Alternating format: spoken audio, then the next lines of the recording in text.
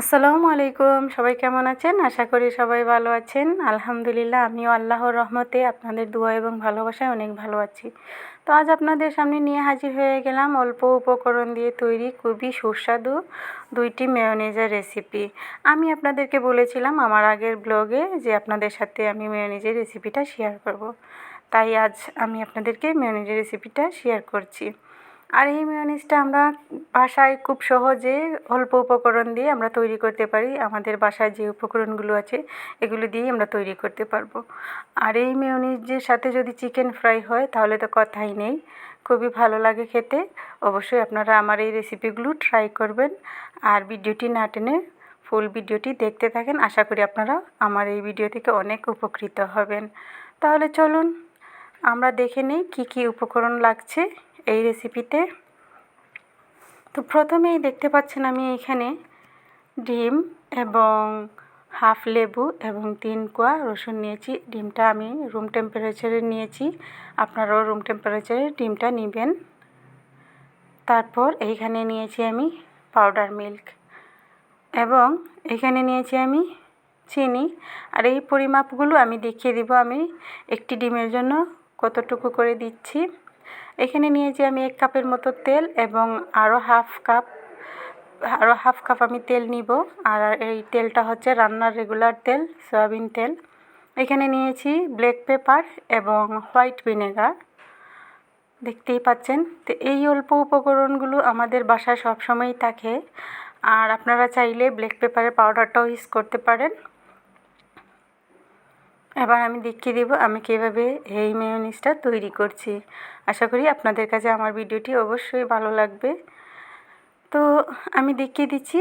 প্রথমে এই ডিমটাকে আমি ফেটে নিচ্ছি, তারপর আমি সরাসরি ব্লেন্ডার জগে দিয়ে দিব।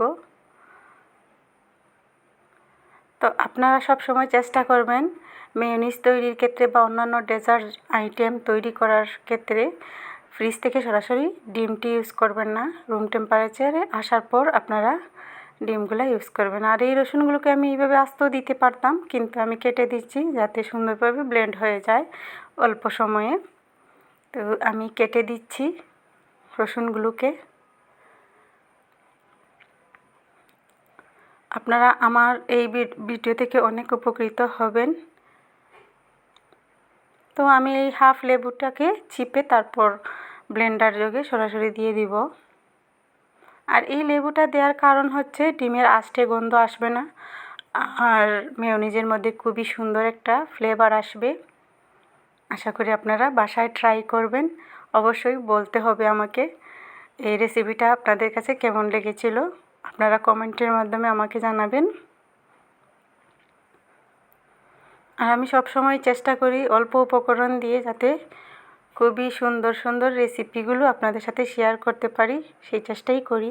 সেজন্য আমার ব্লগগুলো দিতে একটু লেট হয়, আমি অনেক লেট করে করে দিই। এখানে আমি দিয়ে দিচ্ছি 2 চা চামচ পরিমাণের চিনি। আর আপনারা যদি মিষ্টিটা একটু বেশি পছন্দ করেন তাহলে আপনারা আরও হাফ চামচ বা 1 চামচ দিতে পারেন। তো এবার দিয়ে দিলাম আমি পাউডার মিল্কটাকেও আমি 2 চা চামচ পরিমাণ দিয়ে দিচ্ছি। তো এবার দিয়ে দিব আমি ব্ল্যাক পেপার। তো ব্ল্যাক পেপারটাকে আমি ক্রাশ করে দিয়ে দিচ্ছি। আর আপনারা চাইলে ব্ল্যাক পেপারের পাউডারটাও ইউজ করতে পারেন। চাইলে আপনারা সাদা ব্ল্যাক পেপার অথবা কালো ব্ল্যাক পেপার যে কোনো একটি ব্যবহার করতে পারবেন। আমি এখানে ব্ল্যাকটাই ইউজ করতেছি, কারণ ব্ল্যাক পেপারে অনেক ফ্লেভারটা অনেক সুন্দর হয় সেজন্য। আর এইখানে দিয়ে দেবো আমি এবার সাদা ভিনেগার। সাদা ভিনেগারটাও আমি চামচ দিয়ে মেপে 2 চা চামচ পরিমাণে দিয়ে দিব। আমি সবসময় চেষ্টা করি আপনাদের সাথে খুব অল্প উপকরণ দিয়ে, ঘরোয়া উপকরণ দিয়ে যাতে সুস্বাদু রেসিপিগুলো দিতে পারি আর আপনারা উপকৃত হন, সেই চেষ্টাই করে থাকি। এবার এই তেলগুলোকে আমি হাফ দিয়ে দিব। এখন আমি তেলটাকে আমি কয়েকবারই ইউজ করব। প্রথমে হাফ কাপের মতো তেলটা আমি দিয়ে দিলাম। এবার ব্লেন্ডার জাগের মুখটা লক করে দিব, তারপর আমি ব্লেন্ডারটা চালু করব। তো দেখতেই পাচ্ছেন আমি এবার ব্লেন্ডারের জগটা চালু করে দিচ্ছি। এবার আমি হাফ মিনিটের মতো আমি ব্লেন্ডারটাকে একটু ব্লেন্ড করে নিব। তারপর আবার যে বাকি তেলগুলো ছিল ওইগুলো দিয়ে দিব। ওইগুলো থেকে আমি একটু অল্প একটু রেখে দিয়েছি, আবার দিব। তো আবার ব্লেন্ডারটা চালু করলাম।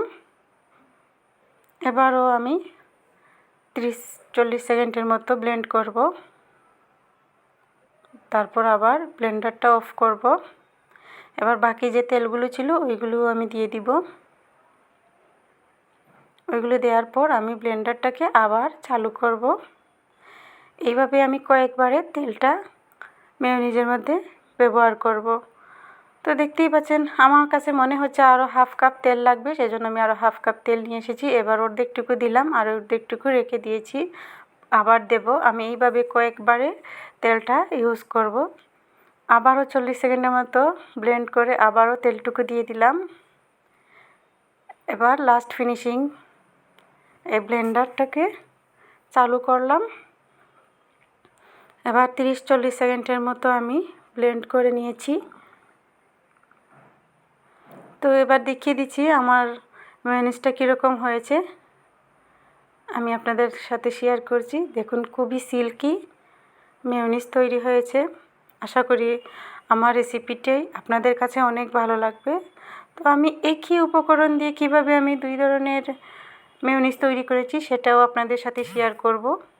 তো দেখেন আমি এই ব্লেন্ডার জার থেকে আমি একটা বাটিতে সবগুলো মেয়োনিজ ঢেলে দেখাচ্ছি কতটুকু পরিমাণে এই মেয়োনিজটি হয়েছে। এই উপকরণগুলো দিয়ে আমি দেখিয়ে দিচ্ছি আপনাদেরকে। আর এইভাবে মেয়োনিজ তৈরি করে আপনারা নর্মাল ফ্রিজে এটাকে সংরক্ষণ করতে পারবেন এয়ারটাইট বক্সে। বাচ্চারাও মেয়োনিজটা অনেক পছন্দ করে, আমাদের বড়রাও অনেক পছন্দ করে। চাইলে আপনারা এরকম মেয়োনিজ তৈরি করে বাসায় রেখে দিতে পারেন। তো এবার আমি দেখাচ্ছি অন্য একটা রেসিপি মেয়োনিজের। তো দেখেন এখানে কি সুন্দর একটা মেয়োনিজ তৈরি হয়েছে। এবার এখান থেকে আমি হাফ মেয়োনিজ তুলে নেব অন্য একটা বাটিতে। দেখেন আমি এই কিছু মেয়োনিজ তুলে নিয়েছি এই বাটিতে। এবার আমি দিয়ে দেব টমেটোর সস। তো টমেটোর সসটা দিব এখন একটা বাটির মেয়োনিজের মধ্যে। প্রথমেই আমি 1 চা চামচ পরিমাণ টমেটোর সসটা দিয়ে দিলাম। এবার এটাকে আমি ভালো করে মিক্স করব।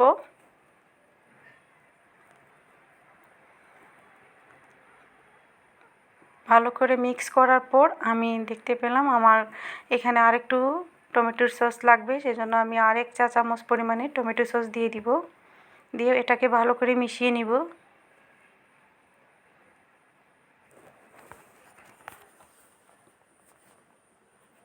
দেখুন খুব সুন্দরভাবে আমি মিশিয়ে নিয়েছি, এইভাবে আপনারাও মিশিয়ে নেবেন। তো তৈরি হয়ে গেল আমার আরেকটি ফ্লেভারের মেয়োনিজ। আর এই রেড মেয়োনিজটা অবশ্যই আমরা বার্গারের মধ্যে প্রায় খেয়ে থাকি। তো দেখতেই পেলেন আমি কিভাবে এই 2টি মেয়োনিজের রেসিপি তৈরি করলাম।